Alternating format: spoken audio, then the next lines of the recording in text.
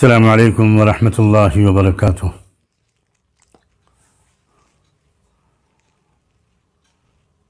بھائیوں، میرے بہنوں، بزرگوں اور نوجوان، عزیز نوجوانوں،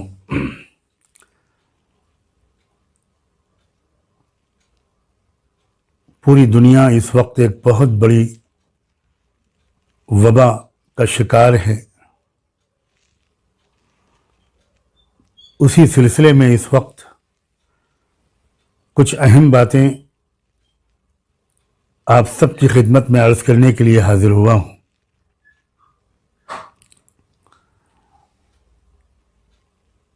پہلے تو ایک بات اچھی طرح یہ سمجھ لیں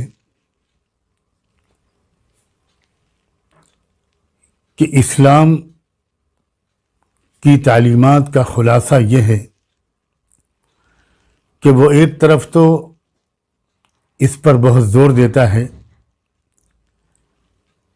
کہ اپنی مالک کی طرف اپنی توجہ و رجوع کو بڑھا دو، اس سے دعائیں مانگو، رکوع سجدے بڑھا دو، اپنی گناہوں سے معافی مانگو، سچے دل سے توبہ کرو، اور ایسی تکلیفوں اور پریشانیوں اور بیماریوں کو اللہ کا ایک پیغام سمجھو، اور وہ پیغام میں بڑی رحمت چھپی ہوئی ہوتی ہے۔ یہ ضروری نہیں ہوتا کہ ایسی ہر تکلیف اور بیماری ایک عذاب کی شکل میں اس نے بھیجی ہو، بلکہ کئی بار ایسا ہوتا ہے کہ یہ تکلیفیں جو آتی ہیں یہ اس لیے بھیجتا ہے شفیق پروردگار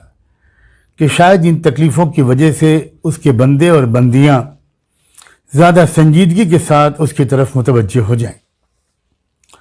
اسے راضی کر لیں، ان کاموں کو اور باتوں کو چھوڑ دیں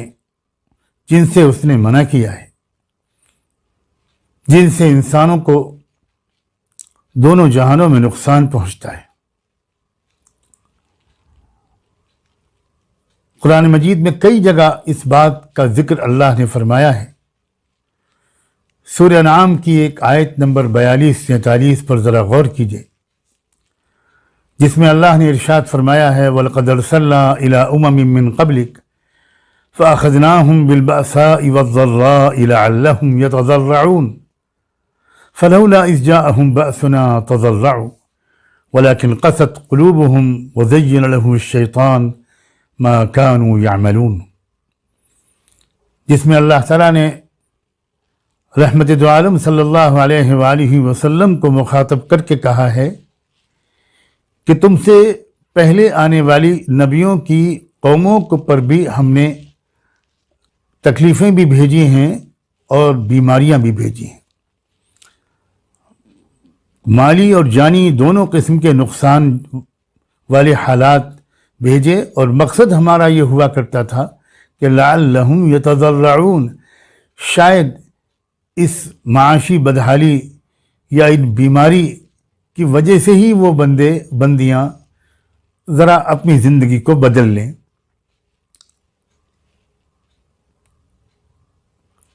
اگلی آیت میں اللہ نے ارشاد فرمایا کہ کیوں ایسا نہیں ہوا کہ جب انہیں کسی بیماری نے گھیرا یا کسی تکلیف نے ان کو تکلیف میں وہ مبتلا ہوئے، تو ایسا کیوں نہیں ہوا کہ انہوں نے اپنی زندگی بدل دی اور وہ میری طرف متوجہ ہو گئے، گڑ گڑا کر الہ و زاری کے ساتھ مجھ سے انہوں نے لو کیوں نہیں لگائی؟ اور اس کی وجہ کیوں نہیں لگائی؟ اس کی وجہ یہ کہ ان کے دل سخت ہو گئے تھے، اور شیطان نے ان کی طرز زندگی کو ان کی نگاہوں میں بہت ڈیکوریٹ کر کے پیش کیا ہوا تھا۔ وہ سمجھ ہی نہیں پا رہے تھے کہ ان کی زندگی میں کیا کیا غلطیاں ہیں۔ تو اسلام ایک طرف تو یہ سکھاتا ہے کہ ایسی پریشانیوں اور بیماریوں، مصیبتوں اور وباؤں میں مبتلا ہونے کے وقت میں زیادہ سے زیادہ سب لوگ اللہ کی طرف متوجہ ہوں، معافی مانگیں، رحم کی بھیک مانگیں، گڑ گڑائیں، توبہ، انابت، استغفار، عبادات اور دوسرے نیک کاموں کی کثرت کرے اور بالکل گناہوں کو چھوڑ دے۔ ساتھ ہی ساتھ اسلام اس پر بھی زور دیتا ہے کہ احتیاطی تدبیروں کو بھی ضرور اختیار کیا جائے، اسباب کو بھی ضرور اختیار کیا جائے۔ اسلام کی تعلیمات کا ایک بڑا حسن اعتدال اور جامعیت ہے۔ ایسا نہیں کرتا اسلام کہ ایک جانب توجہ دلائے تو دوسری جانب توجہ نہ دلائے۔ اس کی میں ایک مثال آپ کے سامنے رکھنا چاہتا ہوں۔ آپ کو یقیناً معلوم ہوگا کہ جنگ کی حالات میں بھی میدان کارزار میں عین اس وقت جب کہ جنگ کا معرکہ شباب پر ہو، اسلام اس کی بھی اجازت نہیں دیتا کہ جنگ کی وجہ سے نماز کو آگے پیچھے کر دیا جائے، نماز با جماعت چھوڑ دی جائے، اور اس کی بھی اجازت نہیں دیتا کہ نماز اور جماعت کے اہتمام کی وجہ سے جنگ کی طرف توجہ میں کمی کر دی جائے یا بے توجہی برتی جائے۔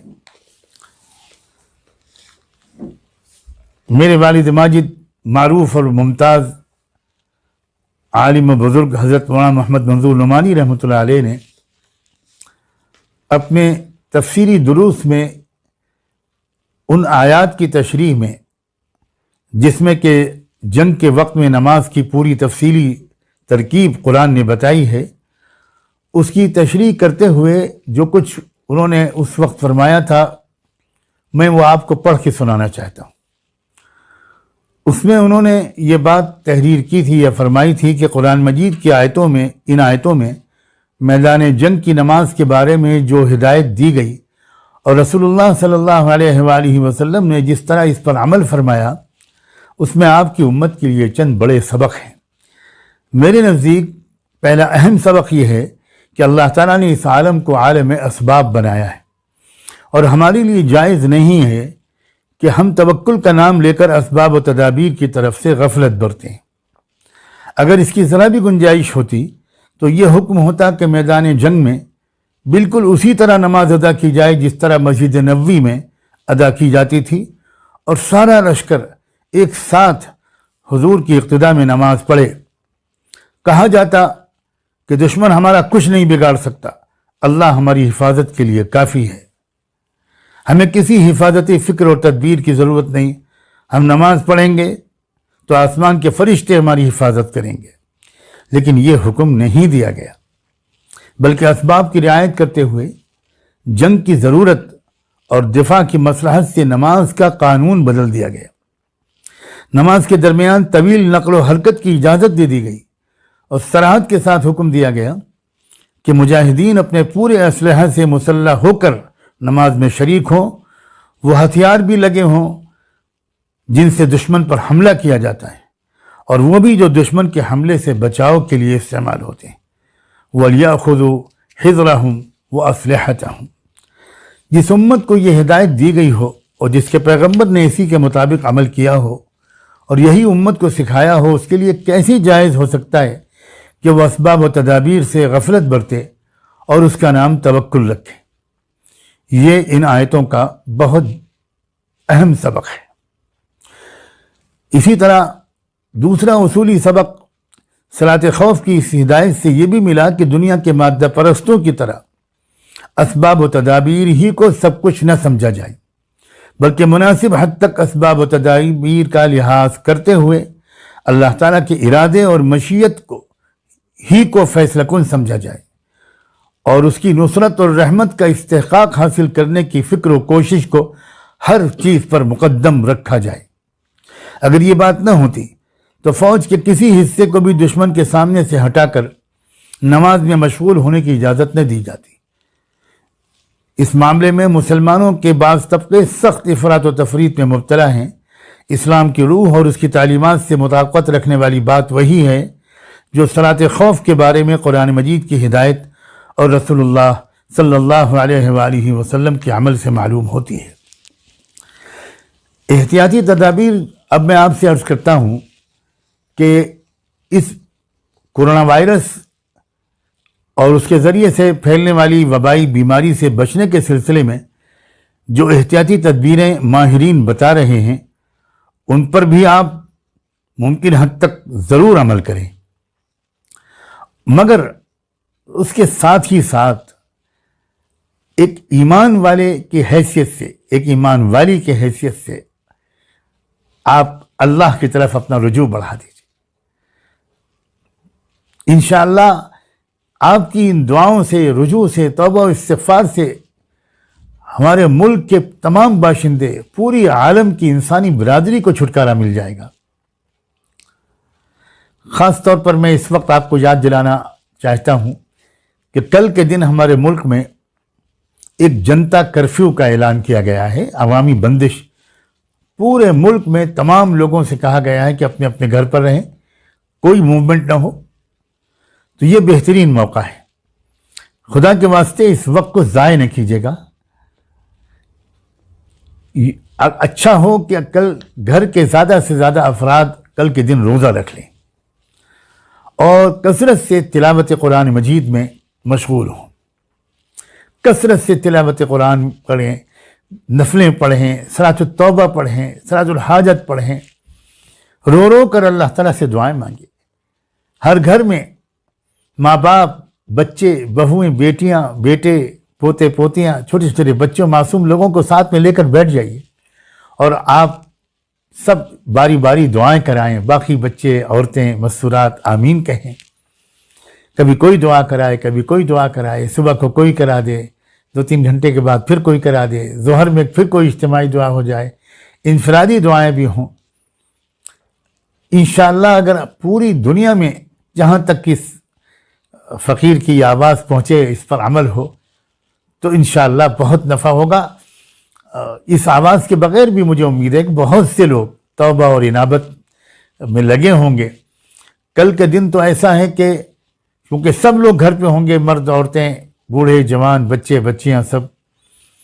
تو اس وقت کا بھرپور فائدہ اٹھائیے۔ استعینوا بالصبر والصلاۃ، مدد لیا کرو صبر سے اور نماز سے۔ ہمارے بعض مفسرین نے صبر کی تشریح روزے سے کی ہے، اس کا مطلب ہے روزے اور نماز سے مدد مانگو۔ تو یہ میری گزارش ہے آپ سے،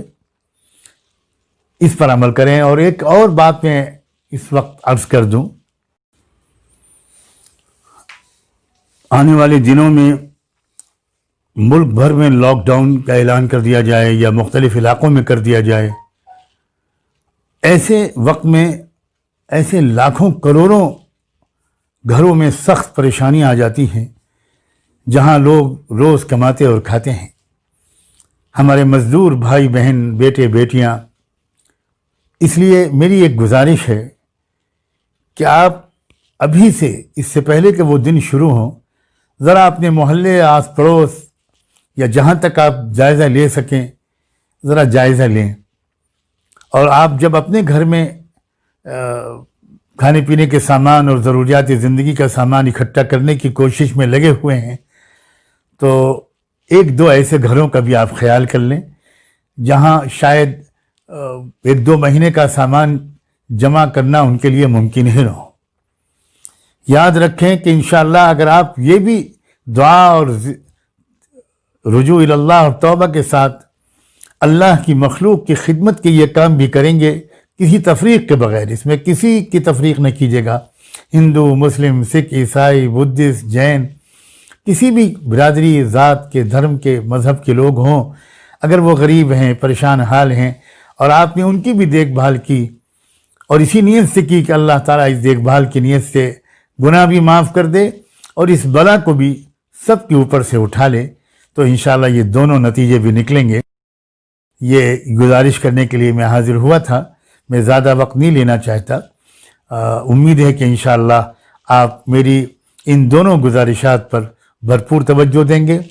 بلکہ احتیاطی تدبیروں والی گزارش کو بھی شامل کیجئے۔ تو یہ تینوں گزارشات پر آپ احتیاطی تدبیریں بھی اختیار کریں، خوب اللہ سے اپنا معافی بھی مانگیں اور اپنے جہاں تک ممکن ہو جو مستحق ہمارے بھائی بہن ہیں،